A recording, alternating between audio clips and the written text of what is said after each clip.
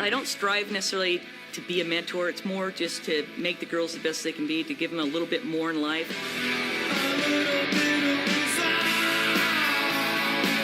Well, I grew up in a very small town in Washington State.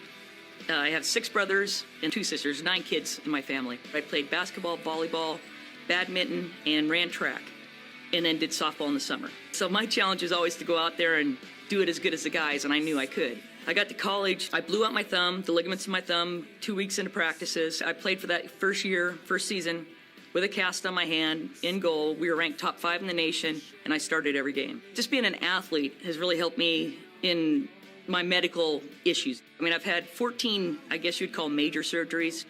I just had foot surgery, breast cancer.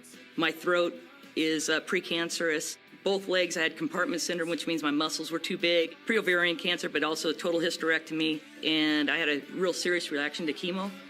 Basically, I tried dying. And then the next day, the doctor's office called my husband and said, how's Nancy today? What's going on? He's like, oh, she's out doing a goalie session. And they're like, okay, forget it, it's Nancy. You just deal with what you're given, and you go take care of the business.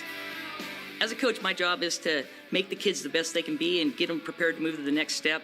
My teams aren't always the best teams, skill-wise, but a lot of times they play out of their head and over their head because they want to play with their heart, and they have confidence, and they think they can do it. And that's part of the coach's job, I think, is to capture a kid's heart. We talk tons on confidence. The biggest thing for women in sports is self-respect. You have to make yourself strong and happy first, and if you do that, then you can make the other people in your life strong and happy. I would think the importance of win is I wish it had been around when I started. When I started, there was no female coaches in the field. It was all male, and especially even on the women's side, it was all male, and that just didn't seem right.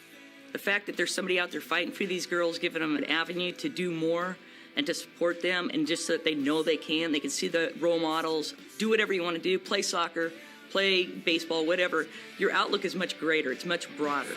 It's beyond my grasp almost to realize that people think so much of me to put me up for this award. I've gone through a lot in my life, and a lot of adversities health-wise, and the coaching and the athleticism is what keeps this body moving.